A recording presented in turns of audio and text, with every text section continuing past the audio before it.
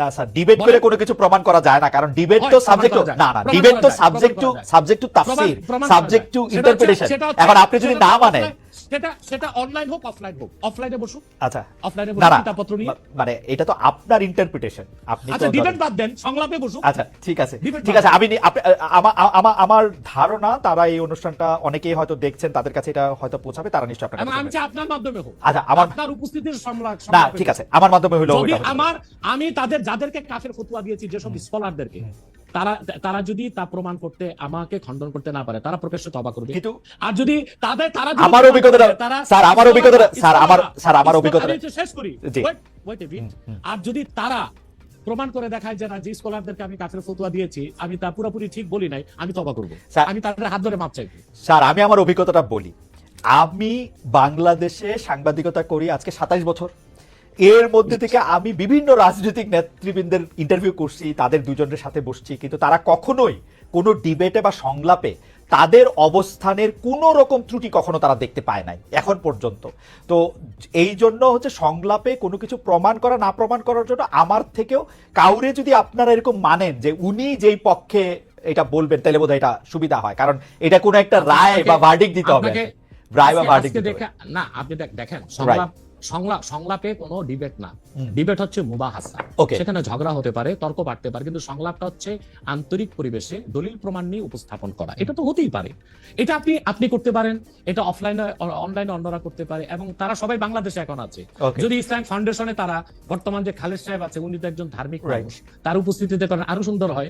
কিন্তু আমরা যাদেরকে, যে স্কলারদেরকে কুফর ফতোয়া দিয়েছি, সেক্ষেত্রে আমরা অনর এবং অবিচল। এবং আপনি যে স্কলারের কথা বলেছেন, সে আমাকে কথা বলতে চেয়েছে, আমি তার সাথে কথা বলিনি, এবং সে হয়তো বা আসতেও চেয়েছে, আমি অ্যালাউ করি না। আমার শর্ত একটাই, যে আমি যে ফতোয়া দিয়েছি তা আমি প্রমাণ দিব, তারা তাদের স্কলার নিয়ে বসুক, যদি প্রমাণ দেয় আমি দিতে পারি, তাহলে ক্ষমা তো আমার কাছে চাইবে না, আল্লাহর কাছে ক্ষমা চাইতেও কি ভাই লজ্জা আছে? না তা নাই। ঠিক আছে, আমরা আমাদের একটু একটা ঘটনা, স্যার এক মিনিট এক সেকেন্ড। মরহুম মাওলানা আশরাফ আলী থানভী রহমতুল্লাহ নাম শুনেছেন? জি জি, উনি কিন্তু আমাদের সকল ঘরানার একজন মুরব্বী। তো ওনার একটা চমকপ্রদ ঘটনা, উনি একবার ইউপিতে এসেছিলেন জনপুরে। তো ওখানে আহমদ রাজা খান বেরেলি, ওনার অনুসারীরা বললেন যে আশরাফ আলী থানভী কুফর করছে, সে কাফের। আশরাফ আলী থানভী রহমতুল্লাহ কত বিচক্ষণ ব্যক্তি ছিলেন। তখন আমার দাদা উপস্থিত ছিলেন সেখানে, ওনার বয়স তখন খুব কম। তিনি জনপুর সাহেব মসজিদের মিম্বরে দাঁড়িয়ে বললেন, তোমরা যারা বলতেছো আমি কাফের, তা আমি এখন কলেমা পড়ি, বলে পড়েন। তিনি কালেমা শাহাদাত, কালেমা তাইবা পড়লেন। পড়ার পর বলে এখনো কি আমি কাফের? বলে না। তিনি তখন ওয়াজ শুরু করলেন। তিনি তার বক্তব্যে তখন আল্লাহর হাবিব নূর নবীজি মুহাম্মদ সাল্লাল্লাহু আলাইহি সাল্লাম এবং আল্লাহ তাআলার এবং ইসলামের সম্মান তুলে ধরলেন। তখন উপস্থিত লোকজন বলল, আমরা বেহুদাই তাকে কাফের মনে করেছি, বিভ্রান্ত হয়েছে আমরা। আসলে কি জানেন, আল্লাহর কাছে ক্ষমা চাইতে, ক্ষমা চাওয়াটা বিনয়ের কাজ। আদম আলাইহিস সালাম অপরাধ করে আল্লাহর কাছে ক্ষমা চেয়ে আদম হয়ে গেছে আমি ছোট একটা ইবলিস অপরাধ করে এলেমের কর্মী দেখিয়ে ক্ষমা করে নাই, ইবলিস হয়ে গেছে আজাজিল, অভিশপ্ত। আমি 20 সেকেন্ড সময় চাই নিতেছি। Ashish, can we extend the programme for couple of more minutes? Doctor Abbasi, আমাদের সময় শেষ হয়ে আসছে, আমরা একটু সময়টা আপনার থেকে একটু বেশি চাইতেছি। শুধু একটা ছোট প্রশ্ন, সেইটা নিশ্চয়ই আপনি আপনার সময় কখনো বলবেন, যে আরেকজন ব্যক্তিকে, আপনি এটা ঠিকই বলেছেন জোনপুরের পীর সাহেবের উদাহরণ দিয়ে, যে আমি যদ্দুর ইসলাম সম্পর্কে বুঝি, কেউ যখন নিজেকে বলে যে মানে কলেমা শাহাদাত এবং কলেমা তয়বা যে যতক্ষণ পর্যন্ত পড়বে বা মনে করবে, ততক্ষণ পর্যন্ত আরেকজন ব্যক্তি কি তাকে কাফের বলতে পারে? আপনি তো ছোট করে একটু বলেন, আমি শুধু হ্যাঁ বা নার মধ্যে থেকেও শুনতে চাই, মানে পারে কিনা। মানে আমি দাবি করলাম আমি মুসলমান, আপনি আমাকে কইতে পারবেন কিনা যে আমি কাফের? এক্ষেত্রে আপনাকে সংক্ষেপে মুসলটা বলে দিচ্ছি। প্রথম হচ্ছে মুমিন। মুমিন হচ্ছে যে কালেমা শাহাদাতকে মনে বিশ্বাস করে, মুখে স্বীকার করে। এখন সেই মুমিনকে আমরা মুসলিম বলবো কখন? হাদিস শরীফে এসেছে, মান সাল্লা সালাতানা ওয়াস্তাকবালা কিবলাতানা ওয়া আকালা যাবিহাতানা ফাযালিকাল মুসলিম। কোন ব্যক্তি বানানোর পর যদি আমাদের সালাতকে আদায় করে, আমাদের কেবলা কাবাকে মানে, আমাদের জবাইকৃত পশুর বস্তু খায়, সে লোকটি মুসলিম। ততক্ষণ মুসলিম হাত্তা লাম ইয়াসদুর মিনহু কুফরুন কাওলান আও ফিলান আও তাকরিরা, যতক্ষণ তার মৌখিক বা হাতে বা কাজে কুফর প্রকাশ না পাবে। যদি কোনো ব্যক্তির দ্বারা কালেমা পড়ার পরও কুফর প্রকাশ পায়, ওই রকম ব্যক্তিকে শরীয়তের ভাষায় বলা হয় কাফের, এবং সে যদি মুসলিম দাবি করে তাকে বলা হয় জিন্দিক। জিন্দিকের শাস্তি শরীয়তে মৃত্যুদণ্ড। পক্ষান্তরে আমার মনে হয় এত বড় উত্তর আমরা দিতে পারবো না, তাহলে আপনি বলতে চাইতেছেন যে শেষ করি। আর কোন ব্যক্তি যদি মুখে কালেমা পড়ে কিন্তু অন্তরে তার ঈমান নাই, সে কাফের, কিন্তু কুফরটা প্রকাশ করে নাই, তাকে আমরা মুনাফিক বলি। ওকে, কিন্তু আপনি মনের খবর আপনি কেমনে বুঝবেন? সেই জন্য তো মুনাফিক বলবো, কিন্তু কুফর যখন প্রকাশ পাবে তখন তো বুঝিয়ে নিলাম তার মনে কুফর আছে। আচ্ছা ঠিক আছে, এবার আমি অন্য প্রসঙ্গে আসি। 5 আগস্টের পর ক্ষমতা বলের অনেক বেশি ঘনিষ্ঠ, অনেক বেশি প্রভাবশালী জামাতে ইসলামী, কিন্তু দলটির 71-এর ভূমিকা নিয়ে আগে যেমন আওয়ামী লীগ সমালোচনা করতো, এখন সেটা অনেকে সেই জামাতের সমালোচনা করছেন বিএনপি নেতারা। জামায়াতের 71-এর ভূমিকা নিয়ে আপনি কি বলবেন, একটু যদি সংক্ষেপে বলেন যে জামায়াতের 71-এর ভূমিকা, পরে এখন বিএনপির অবস্থান এগেইনস্ট জামাতকে তারা মুনাফিক বলছে, মুনাফিক শব্দটা দিয়ে মনে পড়লো, এটাকে আপনি কিভাবে দেখবেন? দেখুন, প্রথম কথা হচ্ছে 71 সালে আমার জন্মই হয়নি, অতএব আমি প্রত্যক্ষভাবে কিছু দেখিনি। কিন্তু আপনার জন্ম তো ধরেন 3000 বছর আগেকার খবর। আমি ওই দিন একটা আপনার স্ট্যাটাসে কথা শুনতেছিলাম যে সেই খবর তো আপনার আছে। বলছি সেটা বলছি। এখন আমি সব ইতিহাস পর্যালোচনা করে দেখলাম যে মূলত 71 সালে শুধু স্বাধীনতার বিপক্ষে জামাত অবস্থান নেয়নি, মুসলিম লীগও তো অবস্থান নিয়েছিল। আচ্ছা, এখন বিএনপির জন্ম কিভাবে এটা বলেন। শহীদ প্রেসিডেন্ট জিয়াউর রহমান সাহেব একজন ব্যক্তি ছিলেন, এত জনপ্রিয় দলটা গঠন কিভাবে করলেন তিনি বহুদলীয় গণতন্ত্র প্রতিষ্ঠা করলেন।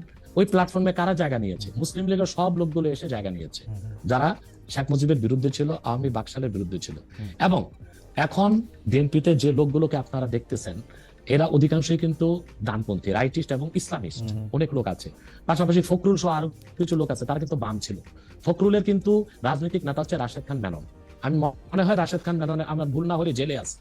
তো তারা কিন্তু তারা এইরকম বিএনপিতে প্রচুর বামের ডান এসেছে, অর্থাৎ তারা বামের ডান বিএনপিতে এসে। তো প্রচুর পরিমাণ মুসলিম লীগের লোক তো বিএনপি আছে, তারা তো স্বাধীনতা যুদ্ধের বিরোধিতা করেছিল মুসলিম লীগ থাকা অবস্থায়। তো শুধুমাত্র স্বাধীনতা যুদ্ধের বিরোধিতার জন্য জামাতকেই ধোলাই করবেন? তাদেরকে কি ধোলাই করা উচিত না? এখন প্রশ্ন হচ্ছে কেন 71 সালে জামাত, আমি এক কথায় উত্তর দেব যে 71 সালে বাংলাদেশের স্বাধীনতার বিপক্ষে অবস্থান নেওয়াটা জামাতের রাজনৈতিক ভুল সিদ্ধান্ত ছিল। যেহেতু এটা স্পষ্ট ছিল যে বাংলাদেশ থেকে প্রায় 1900 কিলোমিটার দূরে পাকিস্তান, তো মাঝখানে সাগর এবং ভারত, সেখানে দুই জায়গায় দুইটা দেশ থাকতে পারে না। আমি বরং মনে করতাম তখন জামাতের এটাই সিদ্ধান্ত নেওয়া উচিত ছিল যে স্বাধীনতার পক্ষ নিয়ে নেওয়া, কিন্তু তারা নেয় নাই কেন? সেটা একটা জবাব তারা এটা দিয়ে থাকে যে তারা বুঝতে পেরেছিল বাংলাদেশ স্বাধীন হলে ভারত এখানে করবে, আধিপত্য বিস্তার করবে। এবং সেটা আমরা পরে দেখেছি, ভারত কিন্তু আধিপত্য বিস্তার করেছে। এবং শেখ মুজিবুর রহমানের মতো একজন নেতাও কিন্তু ভারতের আধিপত্য থেকে বাংলাদেশকে মুক্ত করতে পারে নাই। জিয়া কেন এত আমরা যে এত ভারতের আধিপত্যের কথা একটু খালেদ ভাই, একটু জিয়া রহমানের জনপ্রিয়তার মূল কি? জিয়া রহমানের জনপ্রিয়তার মূলে ছিল দুইটা বিষয়। একটা হচ্ছে তিনি ইসলামী মূল্যবোধী বিশ্বাসী ছিলেন, দ্বিতীয় হচ্ছে জিয়া রহমান ভারতীয় আধিপত্যবাদের বিরুদ্ধে অবস্থান নিয়েছেন। এই জন্যই তিনি নিরঙ্কুশ জনগণের নিরঙ্কুশ সমর্থন পেয়েছিলেন এবং বাংলাদেশে এখনো বিএনপির জনপ্রিয় দল, এবং এখনো ফ্রি ফেয়ার ইলেকশন হলে প্রায় 200। আমার মনে হয় যে আপনার এই রাজনৈতিক মানে বক্তব্য নিয়ে আসলে আমার আলাদা কিছু বক্তব্য আছে, সেটা নিশ্চয়ই আমরা একদিন এটা আলোচনা করবো নাকি, ভারতীয় আধিপত্যবাদ বলতে আমরা কি বুঝি, জিয়াউর রহমান সাহেব এবং জামাতে ইসলামী। এক কথা বলে দিচ্ছি। দেখুন, ভারত 71 সালে আমাদের যে পক্ষ নিয়েছিল স্বাধীনতার যুদ্ধে, সেটা কেন নিয়েছিল? বাংলাদেশের স্বার্থে না। তারা 65 যুদ্ধে পাকিস্তানের কাছে শোচনীয়ভাবে পরাজিত হয়েছিল এবং ভারতীয় ট্যাঙ্কগুলোকে ডিনামাইট বেঁধে ইস্ট বেঙ্গল রেজিমেন্টের মুসলিম সৈন্যরা উড়িয়ে দিয়েছিল। ইস্ট বেঙ্গল রেজিমেন্টের মুসলিম সৈন্যদের কারণে পাকিস্তান জয় পেয়েছিল। আমার মনে হয় যে আপনার বক্তব্যটা ফ্যাকচুয়ালি ঠিক কিনা সেটা একটু পরীক্ষা করার দাবি রাখে। 65 সালে যুদ্ধে আসলে কে জয়ী হয়েছিল, তাজখন্দে যে যুদ্ধবিরতি হয়েছিল সেটার মধ্যে আসলে কি শর্ত ছিল, আমার মনে হয় এগুলি নিয়ে আমরা আরেকদিন আলোচনা করব না, পরে বসবো আমরা সেটা। কিন্তু ভারত কখনোই আমাদের বাংলাদেশ একটা স্বাধীন সার্বভৌমত্ব রাষ্ট্র হিসেবে টিকে থাকুক এই জন্য সে সহায়তা করেনি। আবার গ্লোবাল পলিটিক্স আমরা যদি দেখি, তখন পাকিস্তানের পক্ষ নিয়েছিল আপনার আমেরিকা, আর ভারতের পক্ষে ছিল রাশিয়া।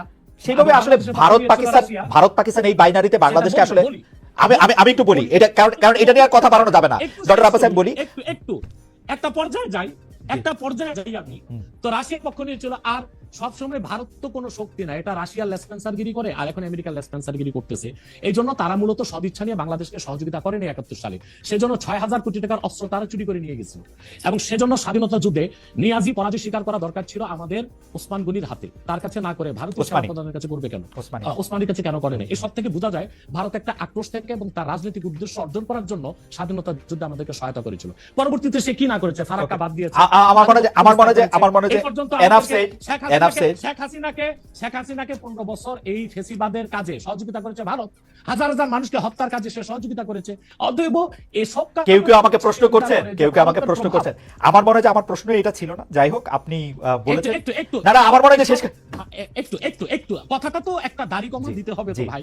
সেটা হচ্ছে তো হয়তোবা জামাত নেতারা তখন চিন্তা করেছিল যে বাংলাদেশ একটা দুর্বল ভূখণ্ড, এটা যদি স্বাধীন হয়ে যায় ভারত আধিপত্য বিস্তার করবে, অথবা ভারত যেন আধিপত্য বিস্তার করতে না পারে, বাংলাদেশ আরো শক্তিশালী হয়ে তারপর স্বাধীনতা ঘোষণা করুক, এরকম চিন্তা ছিল কিনা ওটা জামাত নেতা বলবে। ওকে, ঠিক আছে। আমি জানতে চাইবো যে শেখ হাসিনা পালিয়ে যাওয়ার পরে অনেকগুলি বিষয়ের ক্ষেত্রে আমরা দেখেছি যে মাজার আক্রমণ হয়েছে, বাউলের আসর পণ্ড করা হয়েছে, বইমেলার স্টল বন্ধ করা হয়েছে, রাষ্ট্র থাকতে প্রশ্ন থাকতে, এইটাকে আপনি আসলে কিভাবে দেখেন?